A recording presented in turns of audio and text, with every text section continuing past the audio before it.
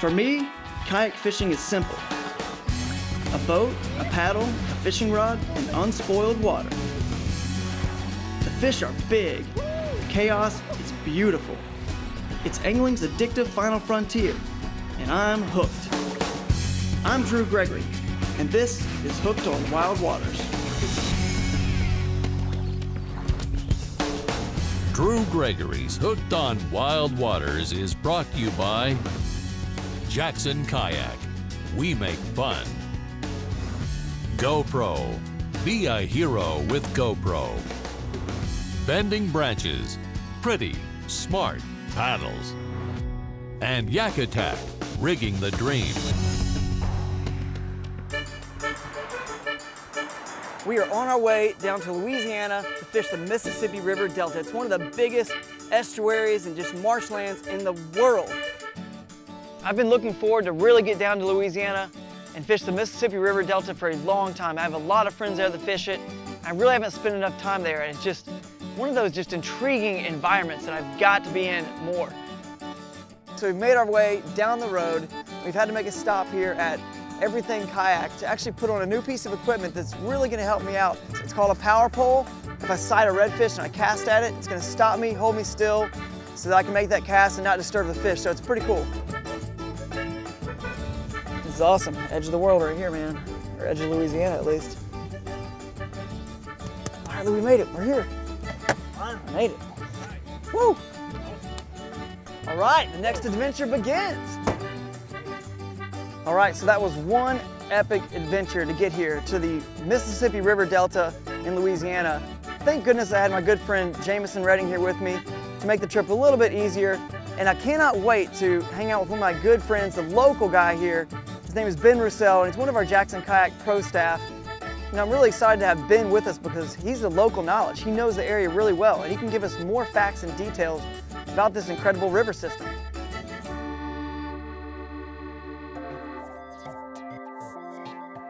Man, this is an incredible morning, guys. I mean, we're here in the Mississippi River Delta. The wind is picking up a little bit, but other than that, I can't wait to get out there and just explore this wild, wild destination that we're at. Really excited to have Drew down here because I don't know if he knew, but he hit the jackpot when it comes to redfish marsh. I've been catching redfish here for the past 5 years in this same spot, and I think we're gonna have a really good day. All right, so we got a pretty long paddle, huh? We got a decent little paddle ahead of us. Shouldn't be too bad though. I wasn't too upset about the long paddle actually because there's so much to look at in the marsh. It's incredible. I mean, your senses are just all engaged and just something feels right in my soul when I'm there. I just saw a big mud boil. It's probably a nice red. Yeah, there's all kind of fish busting.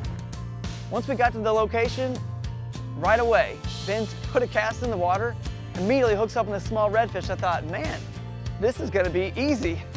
Fish on, yeah, there we go. That was a little red. A little rat red. Man, that's pretty, man. Look at the tail on that thing. It's yeah, got that blue on it. I've heard that that's them feeding the blue coloration. Oh, really? Yeah. Nice, man. They're feeding really aggressively if it's blue. So, you know, Ben, when I've fished for redfish in the past, like other areas, caught some that were good size, 20, 30 inches, but how big, I mean, do they really get in Louisiana? Why is this special? I mean, they seem to get a lot bigger here, you know, according to most people.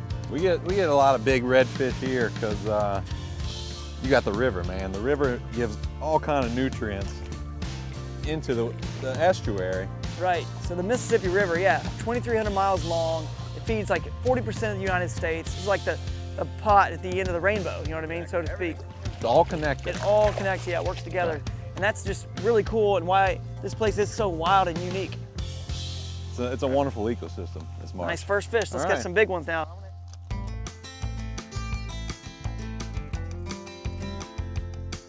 Sometimes things just aren't as easy as they seem. The wind's blowing this way and I keep just drifting off to the left. You know, the weather and the environment in the Mississippi River Delta, it can change at the drop of a hat, and it certainly did for Ben and I.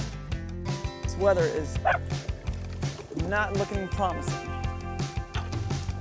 We were about 4 miles out, clouds are rolling in. It's really windy, and the funnest way to catch these fish is to actually stand up in the kayak and sight them. When it's windy and there's chop on the water, and and there's no sun out, it's really hard to see where they're at. So Ben and I at one point looked over to this canal and we saw some mullet and other bait fish and shrimp were kind of jumping out of the water, and that's always a good sign. And sure enough, we make a few casts and bam, we hook up with a fish. Fish on. And then Ben hooks up with one. It was kind of like, now we're on some fish. Now we're starting to learn the pattern. Look at that. Nice little fish here. This is amazing, man. These fish are just relentless. Get in, buddy. Get in. Dude, that is awesome, man. Oh yeah, this is awesome. Good slot, Red. Everyone talks about the slot, you know, and different states have different lengths of slot. And pretty much Louisiana, 16 to 27. Right. I mean, it's kind of based on your breeding.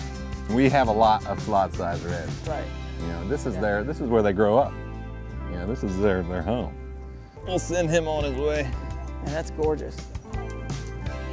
I was blown away by the entire Mississippi River Delta and the marsh that was around there, and I was shocked and just so surprised to hear Ben say that it's actually been a lot better in years past.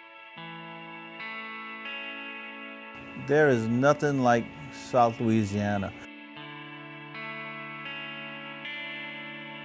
Here, no matter where you are, there's something moving and jumping and flying. There's so much wildlife. That's why it's called Sportsman's Paradise.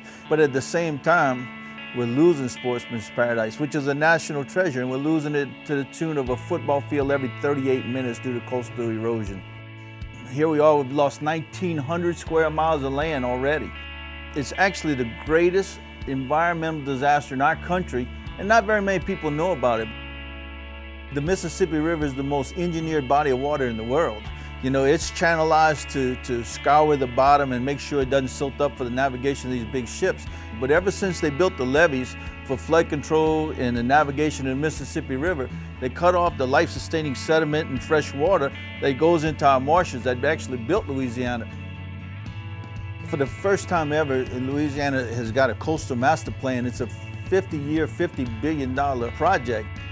For the first time, we're starting to see some diversions. We're diverting the Mississippi River into the marsh in a small scale.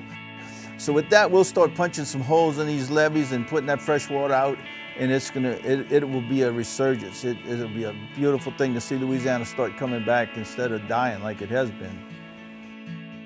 We have a beautiful sunrise this morning, and I got my good friend here, Jameson, riding with me. But I was just thinking this morning, Jameson, how all this water, you know, even where we live, we travel around the creeks and the rivers, is all ending up here. And here we are in this estuary about to go catch some redfish, hopefully some big ones.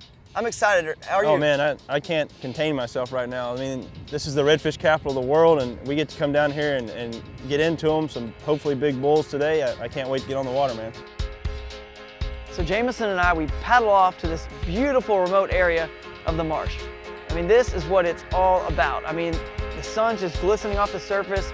It's calm. We see redfish pushing mullet and shrimp up against the bank, and it's just cool to see the whole circle of life happening right in front of our face. There he is.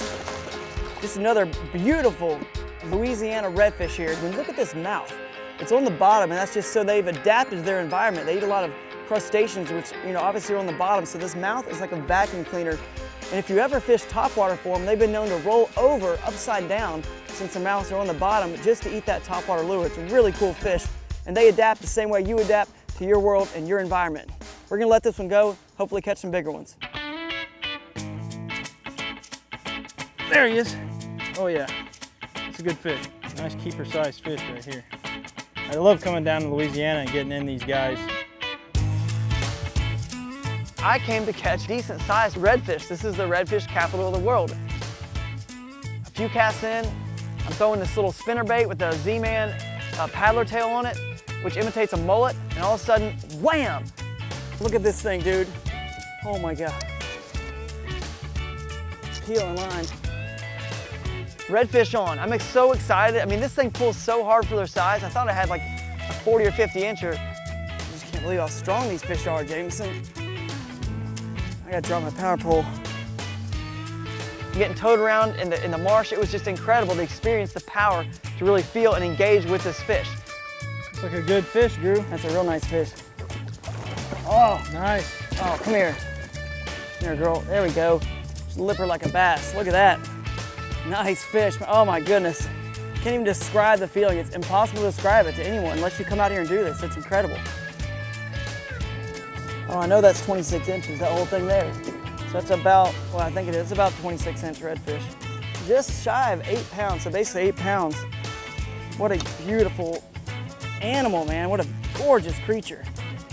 The best part about this whole thing is just watching them swim off healthy, knowing that they'll be there again for somebody else to catch and have a good time with.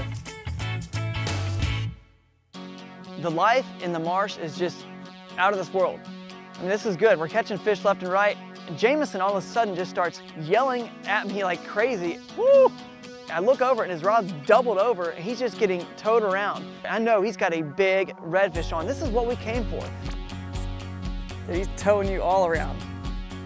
This is what they call a Cajun sleigh ride. Cajun sleigh ride. Yeah, look at that. There she is. I was a little bit jealous, I gotta admit, and I thought, man, I want one of those too. Dude, this is an awesome fish Jameson has here. This is about as big as they start getting in this estuary here, and once they get bigger, they actually move offshore, so it's a really interesting fish. Lives its youth and childhood in the marsh, and then as soon as they get a little bit bigger than this one, bolt off and live most of their lives in deeper water. Like you said, it's a sleigh ride. They just pull you around in a kayak. And you were standing up and you saw this fish, right? Yeah. That's a pretty cool experience. And you can see these fish first, throw at them, and then catch them. That's just awesome, man. She is ready to come in now. Nice. There we go. Sweet, dude. There we go. Nice fish. Man, I love it. Look at this thing. Look at that redfish, dude. What do you guess, Drew? 30 inch. It's hard for me to tell, not really holding it. Right at the 30.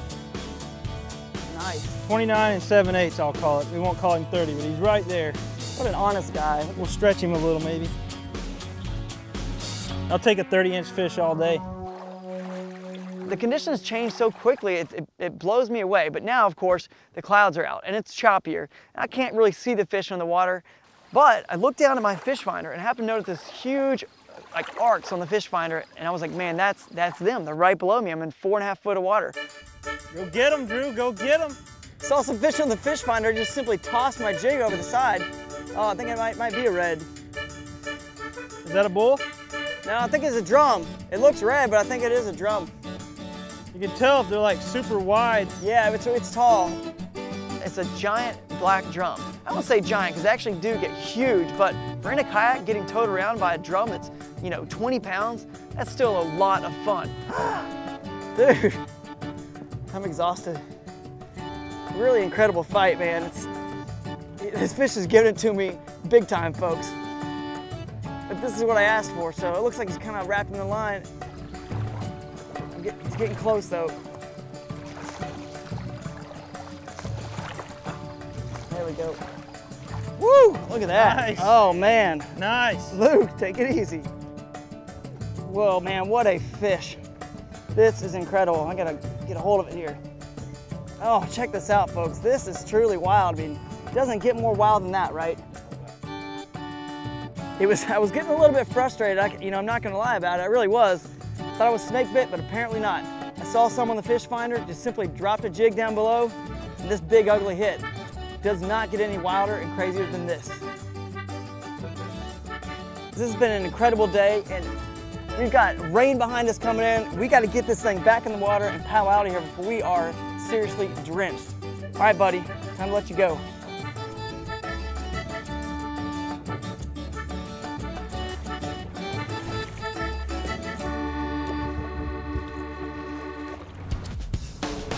Drew Gregory's Hooked on Wild Waters has been brought to you by Jackson Kayak. We make fun. GoPro. Be a hero with GoPro. Bending Branches. Pretty, smart paddles. And Yak Attack. Rigging the dream.